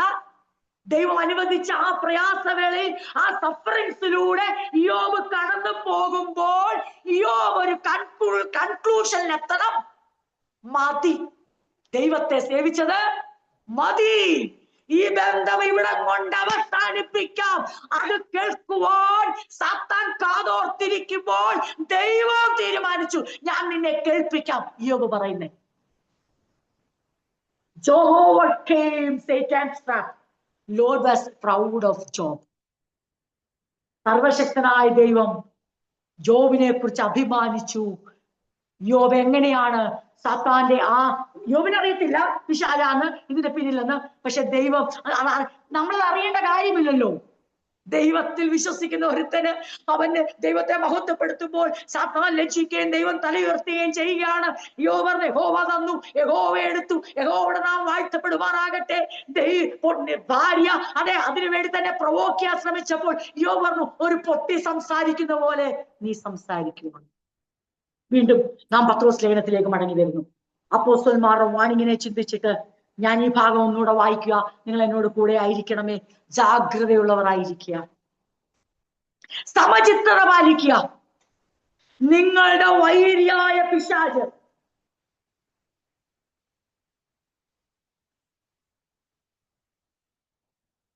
ഗർജിക്കുന്ന സിംഹത്തെ പോലെ ആരെ കടിച്ചു കീറി തിന്നേണ്ടു എന്ന് പരതിക്കൊണ്ട് പതുങ്ങി നടക്കുന്നു. അക്ഷരാർത്ഥത്തിൽ സിംഹം വാവുളർന്ന് വിഴുങ്ങുന്ന കാര്യമല്ലേ പറയുന്നേ? അവന്റെ ട്രാപ്പിനെ കുറിച്ചാ പറയുന്നേ. അവൻ വെച്ചിരിക്കുന്ന കെണിയിൽ ആരകപ്പെടുമെന്നോർത്ത് അവൻ പതുങ്ങി നടക്കുന്നു. അതുകൊണ്ട് നിങ്ങൾ എന്ത് ചെയ്യണം?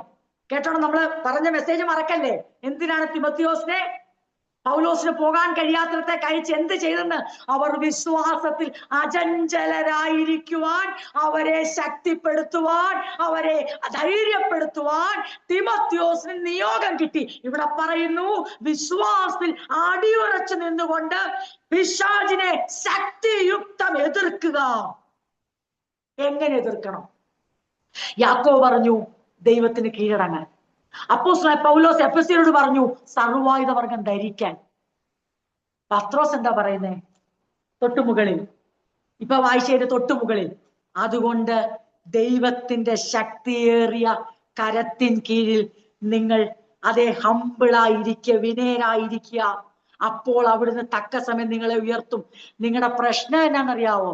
എന്താ ഇപ്പോഴത്തെ ഏത് കെണി അവൻ ഒരുക്കുന്നറിയാമോ? ദൈവം നിങ്ങളുടെ സകല കാര്യങ്ങളിലും ശ്രദ്ധാലുവായിരിക്കാൻ നിങ്ങളുടെ എല്ലാ ആകുല ചിന്തകളും ദൈവത്തിൽ സമർപ്പിക്കുക. കാര്യം പിടികിട്ടിയോ പ്രിയപ്പെട്ടവരെ? അതായത് ഞാൻ അങ്ങ് മെസ്സേജിലേക്ക് കടന്നു വരികയാണ്. ദൈവം ഇങ്ങനെയാണ്, ഞാൻ ഇവിടെ എഴുതിയ കുറെ കാര്യങ്ങൾ വെച്ചു. അതായത് നമുക്കറിയാം ഒരു കാര്യം ഇവിടെ നടക്കുകയാണ്. ഗോഡ്, പീറ്റർ പറയുകയാണ്, പത്രോസ് പറയാണ്, ഗോഡ് കെയർസ് അബൌട്ട് യു. ദൈവം നിങ്ങൾക്കായി കരുതുന്നു. പക്ഷേ എന്തുവാ ട്രാപ്പ്, എന്തുവാ ടെംപ്റ്റേഷൻ, എന്തുവാ? God doesn't care. പറയും അപ്പം അല്ലല്ലോ, അല്ല ദൈവം കരുതുന്നു. ദൈവം കരുതുന്നെങ്കിൽ ദൈവം അനുവദിക്കുവോ? ദൈവം കരുതുന്നെങ്കിൽ ദൈവം എന്തുകൊണ്ട് നിങ്ങൾ ഏറ്റവും സ്നേഹിക്കുന്ന പൗലോസിനെ ഇവിടെ എത്തിച്ചില്ല?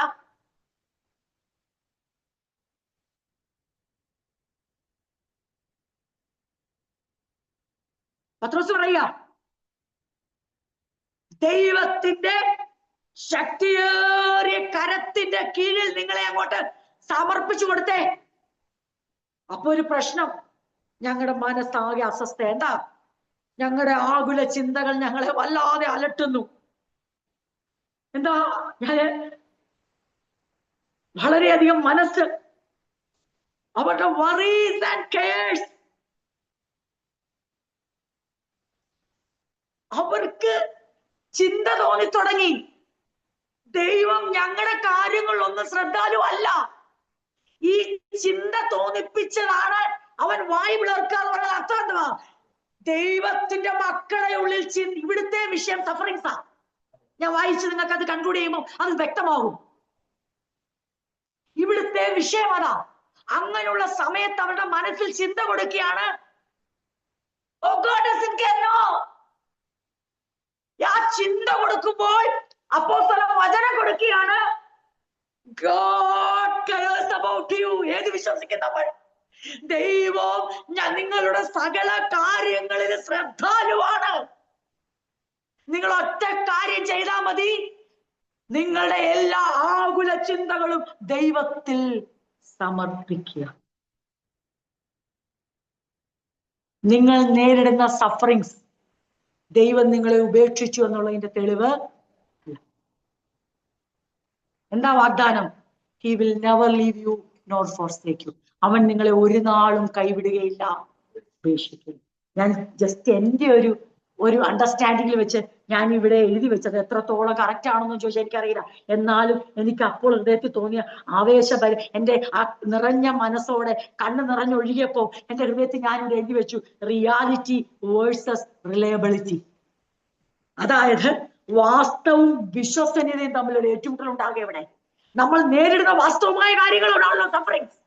Sufferings is not an imagination. വരാൻ പോകുന്ന സഫറിങ്സും അല്ല. അറ്റ് പ്രസന്റ് നമ്മൾ ഗോ ത്രൂ ചെയ്യുന്ന ആ സർക്കംസ്റ്റാൻസ് റിയാലിറ്റി അല്ലേ? അപ്പൊ റിയാലിറ്റി എന്തുമായിട്ട് ഇവിടെ ഏറ്റുമുട്ടുക? ദൈവത്തോടുള്ള നമ്മുടെ റിലയബിലിറ്റിയുമായി ഏറ്റുമുട്ടുക. ഒരു ദൈവവൈതൽ ഇന്ന് നേരിടുന്ന reality, it versus the reliability. അതായത് വാസ്തവമായി യാഥാർത്ഥ്യമായും നമ്മൾ അഭിമുഖീകരിക്കുന്ന ജീവിത സാഹചര്യവും അതേ സമയത്ത് തന്നെ ദൈവത്തോട് നാം പുലർത്തുന്ന വിശ്വസനീയതയായ വിശ്വാസ്യതയും തമ്മിൽ അങ്ങോട്ടും ഇങ്ങോട്ടും ക്ലാഷ് ആവുക. ഈ ക്ലാഷ് ഉണ്ടാവുമ്പോഴാണ് ആര് വാ പിളർക്കുന്നത്? പിശാച്. അതൊരു അലങ്കാരിക ഭാഷയാ, അല്ലാതെ അത്ഭുതമാണെന്നോ വാവിലുറക്കുമെന്നോ ഗർജിക്കുന്നൊന്നുമല്ല. പതുങ്ങിയാ നിൽക്കുന്നേ. അതല്ലേ രസം. അലർന്ന സിംഹം പോലോട് പിന്നെ എങ്ങനെ നടക്കുന്നേ? അലർന്ന് നടക്കുന്നല്ല, പതുങ്ങി നടക്കുന്നെന്ന്. പതുങ്ങത്തേ ഉള്ളൂ. ഒരവസരം കിട്ടിയാൽ മുതലെടുക്കും. അപ്പൊ എന്താണ് അവസരം? ഇതാണ് അപ്പോസ്തലനായ പൗലോസ് തെസ്സലോനിക്കയെ കുറിച്ച് ഭയപ്പെട്ടത്. അവസരങ്ങൾ ഉണ്ട്, കാരണം റിയാലിറ്റി അവിടെ ഉണ്ട്. പക്ഷേ ആ റിയാലിറ്റിയും റിലയബിലിറ്റിയുമായി നമ്മൾ ഓർത്തോണം, യെസ്, ഇത് സത്യമാ. ഞാൻ ഈ അവസരത്തിലൂടെ കടന്നു പോന്നെ. ഈ ദിനങ്ങൾ എനിക്ക് പല പ്രയാസങ്ങൾ നേരിടുന്നുണ്ട്, എന്റെ കഷ്ടങ്ങളുണ്ട്, ദൈവം അനുവദിച്ചിട്ടുണ്ട്. പക്ഷെ അതിനേക്കാളും ഞാൻ ഈ റിയാലിറ്റി കൂടെ ഏറ്റുമുട്ടുമ്പോൾ അവിടെ ഞാൻ വാല്യൂ കൊടുക്കുന്നത് ഇന്നത്തെ റിയാലിറ്റിക്കല്ല, എന്നേക്ക് നിൽക്കുന്ന റിലയബിലിറ്റിക്കായിരിക്കും. എനിക്ക് എന്റെ വിശ്വാസം നഷ്ടപ്പെടുത്തിയിട്ട് എന്റെ ഇപ്പോഴത്തെ വാസ്തവത്തെ നേരിടാൻ വയ്യ. ഈ വാസ്തവത്തെക്കാൾ ഇന്ന് നേരിടുന്ന, ഇന്ന് ഞാൻ അനുഭവിക്കുന്ന വാസ്തവമായ ഈ പ്രതിസന്ധിയേക്കാൾ വലുതാണ് ഞാൻ പുറപ്പെടുവിക്കേണ്ട ദൈവത്തോടുള്ള വിശ്വാസ്യത. പ്രിയരെ, ഞാൻ എന്റെ വാക്കുകളെ വേഗത്തിൽ അവസാനിപ്പിക്കാം. അപ്പോസ്തലൻ പറയുന്ന ഒരു വാക്കൂടെ നിങ്ങളെ വായിച്ചു കേൾപ്പിച്ചോണ്ട്, സിംഹം പോലെ ഒക്കെ പറഞ്ഞ് പതുങ്ങി നടക്കുന്നതുകൊണ്ട് എങ്ങനെ ഇവനെ വിശ്വാസത്തിൽ അടിയുറച്ചു നിന്നുകൊണ്ട് അവനെ ശക്തിയുക്തമെടുത്ത് കാട്ടിപ്പായിച്ച് വലിച്ചാലൊന്നും അല്ല. വിശ്വാസം എന്ത് ചെയ്യണം? അടിയുറയ്ക്കണം. വിശ്വാസം അടിയുറയ്ക്കണമെങ്കിൽ എന്ത് വേണം? സമയാസമയങ്ങളിൽ ശക്തമായ പ്രബോധനവും വചനവും. അതിനാരെ അങ്ങോട്ട് അയച്ചത്? തിമോത്തിയോസിനെ. വിശ്വാസത്തിൽ അടിയുറക്കണം അടിയുറക്കട്ടെ. വിശ്വാസത്തിൽ നിലനിർത്തുവാൻ വേണ്ടി പര്യാപ്തമായ ശക്തീകരണത്തിനുള്ള ദൈവവചനത്തിന്റെ ശക്തിയുമായിട്ടാണ് ആരെങ്ങോട്ട് പോയത്? തിമോത്തിയോസ് തെസ്സലോനിക്കയിലേക്ക് പോയത്. അപ്പോൾ അവിടെ എന്ത് സംഭവിച്ചു എന്നുള്ളത് അടുത്ത ഭാഗം, അടുത്ത ക്ലാസ്സിൽ ചിന്തിക്കുമ്പോൾ അതിന്റെ റിസൾട്ട് അതുകൊണ്ട് മനോഹരമായ റിസൾട്ടുമായിട്ടാണ് തിമോത്തിയോസ് വരുന്നത്. ഈ വാക്ക് വായിച്ച് ഞാൻ അവസാനിപ്പിക്കാം. അവൻ അങ്ങനെ നിന്നോണ്ട് വേണം എതിർക്കുക എന്ന് പറഞ്ഞാൽ അതിന്റെ അർത്ഥം അതാണ്. ഒന്ന്, ദൈവത്തിന്റെ ബലമുള്ള കൈക്ക് താണിരിക്കുക. രണ്ട്, പറയണം യെസ്, പക്ഷെ വാഗ്ദത്തങ്ങൾക്കും വചനങ്ങൾക്കും മാറ്റമില്ല. അവൻ കരുതും എന്ന് പറഞ്ഞാൽ കരുതും, അവൻ ശ്രദ്ധാലുവാന്ന് പറഞ്ഞാൽ ശ്രദ്ധ. സാത്താന്റെ തന്ത്രം എന്തുവാ? ദൈവത്തിനൊരു കരുതലുമില്ല, പിന്നെ ദൈവമക്കൾക്ക് അതിനേക്കാളും കരുതൽ ഇല്ല. അതായത് ദൈവമക്കളും അവിശ്വസ്തരാണ്, ദൈവവും വിശ്വസ്തതയൊന്നും കാണിക്കുന്നില്ല എന്ന ചിന്ത ടെംപ്റ്റേഷൻ കൊണ്ടുവന്ന് വിശ്വാസത്തിന്റെ പരിശോധന കടന്നുവരുടെ ഉള്ളിലിടും. അതിനെ ശക്തിയുക്തം എതിർക്കാൻ സർവായുധ വർഗങ്ങൾ നാം ധരിക്കണം. അവന്റെ ബലമുള്ള കൈക്കൽ താണിരിക്കണം. എന്നിട്ട് ഇത് സഫറിങ്സ് ആണോ നിങ്ങളോട് ഞാൻ പറയാമെന്ന് പറഞ്ഞില്ലേ? എന്താ അവിടെ എഴുതിയിരിക്കുന്നത്? ലോകമെമ്പാടുമുള്ള നിങ്ങളുടെ സഹോദര സമൂഹം ഇതേ ദുരിതാനുഭവങ്ങളിലൂടെ കടന്നു പോകുന്നു എന്നുള്ള കാര്യം നിങ്ങളും അറിയുക. Family of believers all over the world is going through the same kind of sufferings you are. Stay alert. ഉലകമെങ്ങുമുള്ള നിങ്ങളുടെ കുടുംബത്തിലെ അംഗങ്ങൾ ഉണ്ടല്ലോ, ലോകം മൊത്തം ചിതറിപ്പാർക്കുന്ന വിശ്വാസികൾ, അവർ ഇതുപോലെ സഫറിങ്സിലൂടെ പോവുകയാണെന്ന് നിങ്ങൾ അറിയുക. പക്ഷെ ഒരു കാര്യം കൂടെ പറയാം, ഈ സഫറിങ് കഴിഞ്ഞിട്ട് അല്പകാലത്തേക്കുള്ള ഈ ഉപദ്രവ സഹനത്തിന് ശേഷം ക്രിസ്തുവിലുള്ള ശാശ്വത തേജസ്സിലേക്ക് നിങ്ങളെ വിളിച്ചിരിക്കുന്ന സർവകൃപാലുവായ ദൈവം നിങ്ങളെ പുനഃസ്ഥാപിച്ച് ശക്തരായി സുസ്ഥിരരായി നിലനിർത്തും. സർവാധിപത്യം സദാകാലത്തേക്കും അവിടുത്തേക്കുള്ളതാകുന്നു. ആമേൻ. All power to him forever. Amen. He will restore you, support you and strengthen you. എനിക്ക് എന്റെ സമയം അവസാനിച്ചു. ഞാൻ വാക്കുകളും ഇറച്ചിരിക്കുകയാണ്. ഇന്ന് രാത്രി ദൈവജന ചിന്തകൾക്കായി ദൈവം നമുക്ക് ഒരുക്കി തന്ന ഈ നല്ല അവസരത്തിനായി ദൈവത്തെ സ്തുതിക്കാം, ദൈവത്തെ മഹത്വപ്പെടുത്താം. അപ്പോസ്തലന്റെ തെസ്സലോനിക്ക വിശ്വാസികളിൽ തങ്ങളുടെ വേല വൃഥാവായി പോകുമോ എന്നൊരു ഭയവും ഒരു വേദനയും കരച്ചിലും ഒക്കെ ഉണ്ടായി. രാപ്പകൽ പ്രാർത്ഥിക്കുന്നവരാ. പക്ഷേ അപ്പോസ്തലന് അറിയാം, പല ചിന്തകൾ അവരുടെ മനസ്സിൽ കൊണ്ടിടും. അവർ കടന്നു പോകുന്ന വഴികൾ അങ്ങനെയാ. പക്ഷെ ഞാൻ അവരോട് ഒരിക്കലും തെറ്റായി പഠിപ്പിച്ചിട്ടില്ല. ഞാൻ അവരെ വ്യക്തമായി പഠിപ്പിച്ചിട്ടുണ്ട്. ഈ കഷ്ടതകൾ നമ്മുടെ നിയോഗമോ, ഇത് സംഭവിക്കും, നിങ്ങൾ വിശ്വാസം അടിയുറച്ചു നിൽക്കണം എന്ന് പഠിപ്പിച്ചിട്ടുണ്ട്. സാത്താൻ കൊണ്ടുവരുന്ന കഷ്ടതയാണ് ഞാൻ ഒരിക്കലും വരെ പഠിപ്പിച്ചിട്ടില്ല. ദൈവരാജ്യത്തിലേക്ക് കടക്കുവാൻ നാം അനേക കഷ്ടങ്ങളിലൂടെ സഞ്ചരിക്കേണ്ടതാകുന്നു, അന്ന് കടന്നു പോകേണ്ടതാണെന്ന് അവരെ പഠിപ്പിച്ചിട്ടുണ്ട്. അങ്ങനെ സംഭവിച്ചപ്പോൾ they are facing the reality. But the great news, the glad news is that they were reliable. അവരുടെ റിയാലിറ്റി ഒരിക്കലും അവരുടെ റിലയബിലിറ്റിയെ നഷ്ടമാക്കിയില്ല. അടുത്ത വാക്യങ്ങൾ വായിക്കുമ്പോൾ ആനന്ദിച്ച് തുള്ളാനുള്ള വാക്യങ്ങളാണ് അടുത്ത വാക്യങ്ങൾ. റിസൾട്ടുമായി റിപ്പോർട്ടുമായി തിമോത്തി മടങ്ങി വരുമ്പോൾ അവരിതാ ഞങ്ങൾ നിങ്ങളെ കാണാൻ ആഗ്രഹിക്കുന്ന പോലെ അവരും പറയുന്നത് ഞങ്ങൾക്കും കാണണം. റിലേഷൻഷിപ്പിനെ ബാധിച്ചില്ല, റിലയബിലിറ്റിയെ ബാധിച്ചില്ല. ഇന്ന് രാത്രി നമുക്ക് ഒരു തീരുമാനം എടുക്കണ്ടേ, സമർപ്പിക്കണ്ടേ, ആ ബലമുള്ള കൈക്കീഴിലേക്ക് ഒന്ന് ഏൽപ്പിച്ചു കൊടുത്ത് പ്രാർത്ഥിക്കണ്ടേ. ഇന്ന് ഞാൻ നേരിടുന്ന ഈ വാസ്തവം, ഈ യാഥാർത്ഥ്യം എന്റെ വിശ്വാസത്തെ നഷ്ടപ്പെടുത്താൻ, ബന്ധങ്ങളുടെ വാല്യൂ നഷ്ടപ്പെടുത്താൻ, ബന്ധങ്ങളെ നഷ്ടപ്പെടുത്താൻ ഞാൻ സമ്മതിക്കത്തില്ല. എല്ലാവരും അവിശ്വസ്തര, ആർക്കും സ്നേഹമില്ല, ആരും പണ്ടത്തെ പോലല്ല. പണ്ടേ സ്നേഹമുണ്ടായിരുന്നു, ഇപ്പോഴങ്ങനെയല്ല. ആരും ഒന്നും വരുന്നില്ല, കാണുന്നില്ല, മിണ്ടുന്നില്ല. അതെ, ദൈവം ഇങ്ങനെയാണ് ചെയ്യുന്നത്. ദൈവത്തോടും ദൈവത്തിന്റെ മക്കളോടും ഒരുപോലെ അതെ ബന്ധങ്ങളെ ഇടർച്ച വരുത്തി, ലക്ഷ്യം തെറ്റിച്ച് വിശ്വാസ പരിശോധനയിൽ നമ്മൾ ഏകരാണ്, ദൈവത്തിന് ഒരു ശ്രദ്ധയും നമ്മളെ കുറിച്ചില്ല എന്ന് ചിന്തിപ്പിക്കുന്ന പിശാചിന്റെ കുടിലതന്ത്രങ്ങളോട് ഇന്ന് രാത്രി ശക്തിയുക്തം എതിർക്കുവാൻ നമുക്ക് അലേർട്ടാകാം. നമുക്ക് സമചിത്തത പാലിക്കാം. ഈ സമയം തെറ്റിദ്ധാരണ ഉളവാക്കാനുള്ള സമയമല്ല, ഈ സമയം സത്യവചനത്തിൽ ഉറച്ചു നിൽക്കാനുള്ള സമയം. തെറ്റിദ്ധാരണകൾ പിശാചിന്റെ ഒരു തന്ത്രമാണ്.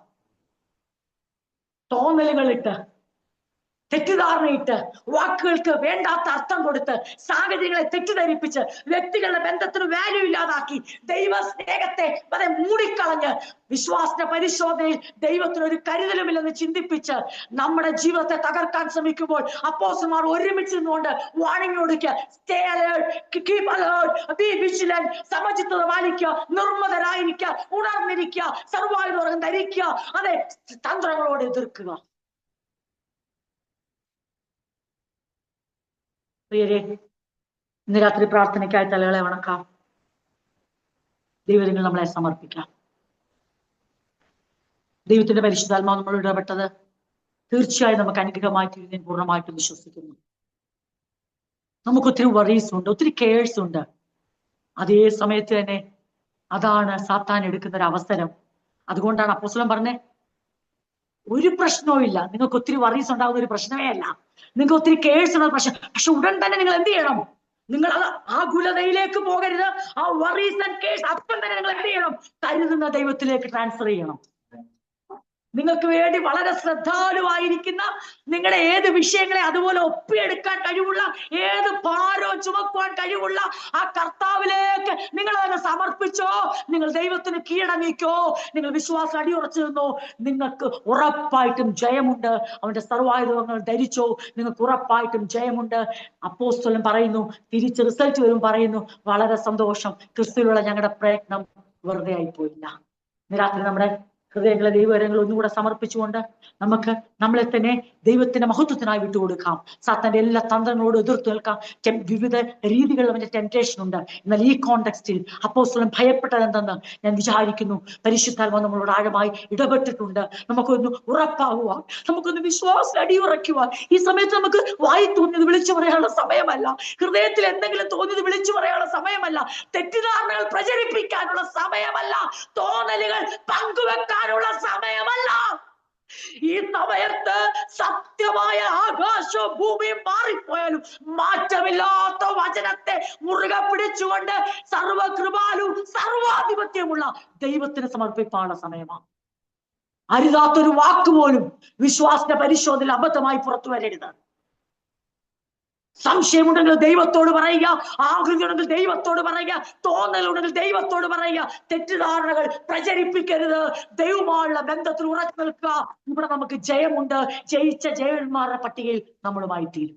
ഈ വചനങ്ങളാൽ ദൈവം നമ്മെ അനുഗ്രഹിക്കും.